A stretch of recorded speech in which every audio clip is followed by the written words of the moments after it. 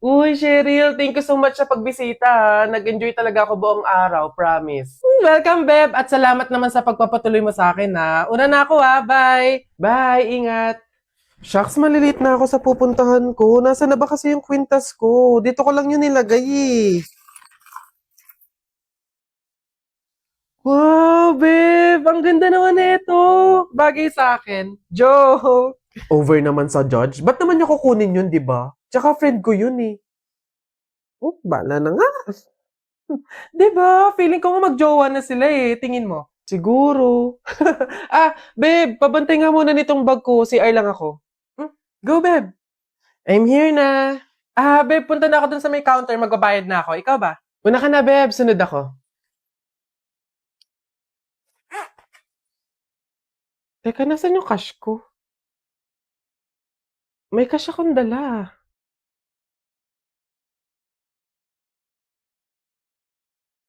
Hindi kaya... Pero imposible eh. Imposible talaga. Kaibigan ko siya eh.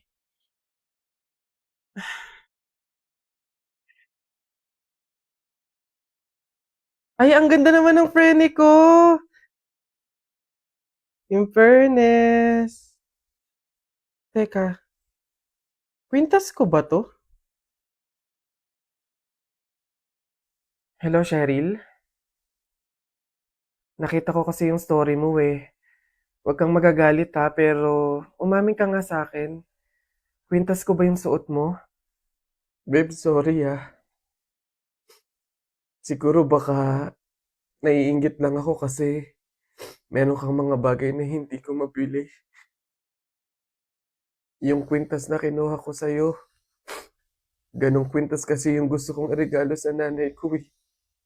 Kaso nga lang mahal, kaya hindi ko mabili. May mga damit din akong nakuha sa'yo kasi sa tuwing nakikita ko yung mga kapatid ko na lalabas, wala man lang silang magagandang damit na naisusuot. Babe, sorry ha. Kasi yung pera na nawala sa bag mo, ako din yung kumuha nun.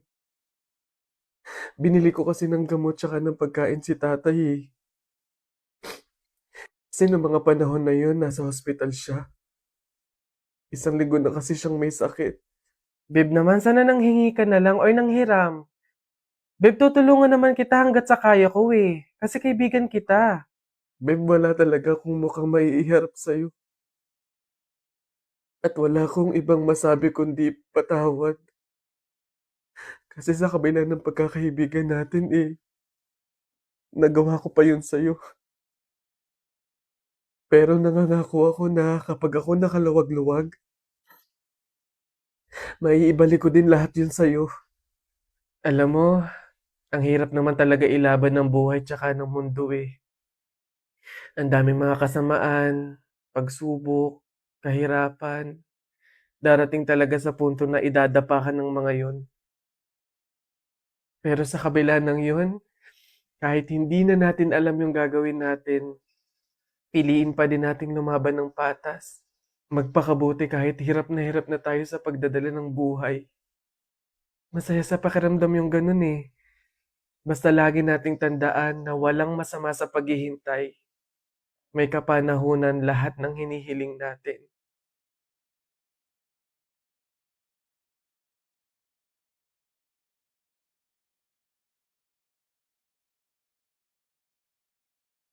You're on the phone with your girlfriend. She's upset. She's going off about something that you said. 'Cause she doesn't get your humor like I do.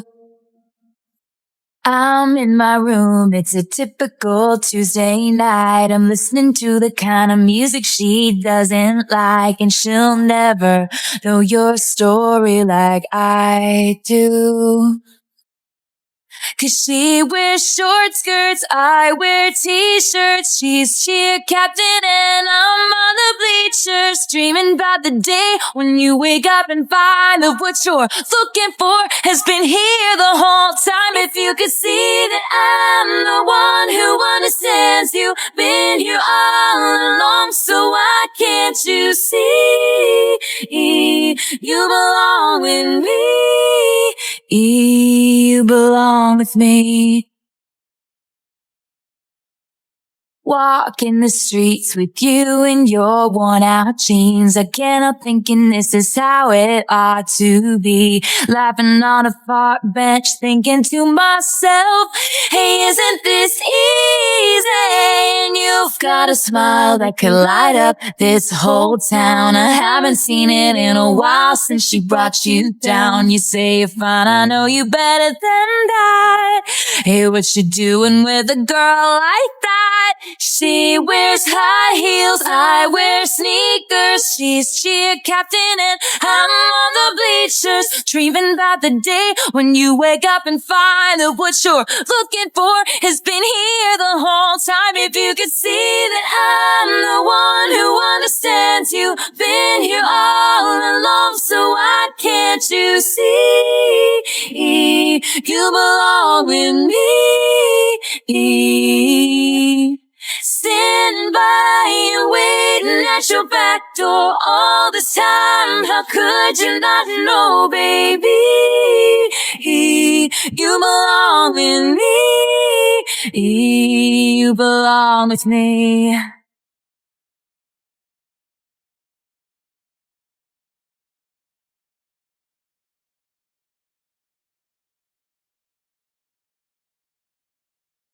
Oh, I remember you driving to my house in the middle of the night. I'm the one who makes you laugh when you know you're about to cry. I know your favorite songs, then you tell me about your dreams. Think I know where you belong, think I know it's with me.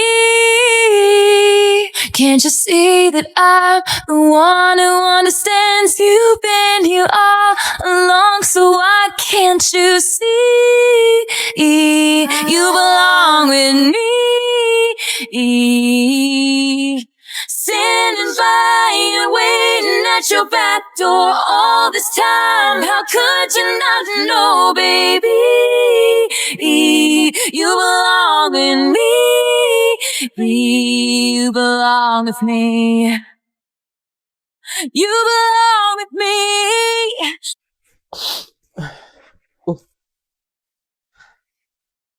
Hello, Nay. Napatawag po kayo. Kamusta po? Anak, baka meron ka pang 10,000 dyan. Pangdagdag lang sana sa pang-araw-araw dito sa bahay. Nay, di ba po kakapadala ko pa lang ng 15,000 nung nakaraang linggo? Ayun na nga, naubos na eh. Nagaya kasi yung mga kumari kong mag-outing. Diyos ko. Nay naman, malaking halaga po yun. Sana naman tinipid ninyo. Hindi po ganun kadali kitain yun eh. Nay, pasensya na po. Hindi po ako makakapag-abot pa ngayon. Wala din po ako. May mga bayarin din po ako dito tsaka gastusin pang araw-araw.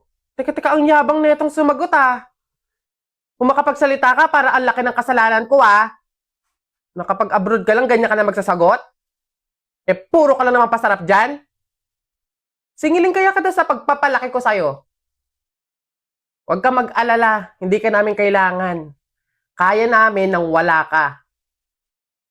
Sobra naman ho kayo, Nay. Hindi naman po ganun kadali magtrabaho dito sa abroad eh. Kasi lahat salo-salo mo.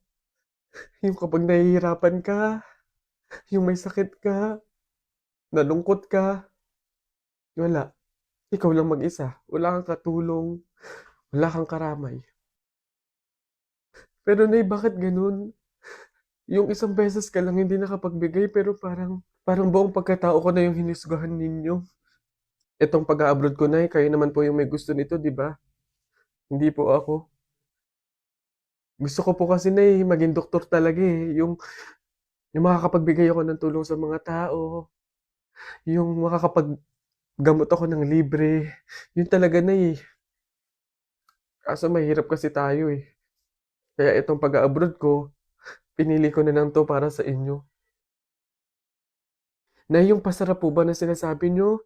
Yun po ba yung kapag natanggap ko na yung sahod ko, bibili ako na kahit man lang pares ng damit?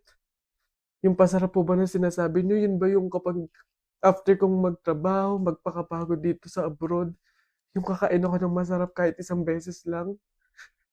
Yun po ba yun, Nay? Pasensya na po kayo, Nay, Kasi minsan, sa tanang buhay ko, hindi ko naranasan yung ganun eh. Kaya yun man lang, Nay. mabigay ko sa sarili ko, maregalo ko sa sarili ko. Kasi wala naman akong choice eh. Kundi yung piliin lagi yung pamilya ko para tulungan kayo. Yun nga man lang, Day, na kamustahin niyo ako. Kailan ko kaya ma-experience na yung tatawag kayo sa akin, yung magme-message kayo sa akin para kamustahin lang ako. Yung hindi yung manghihingi kayo ng pera, yung hihingi kayo ng ganito. Pero wala eh. Hindi ko alam, Nay.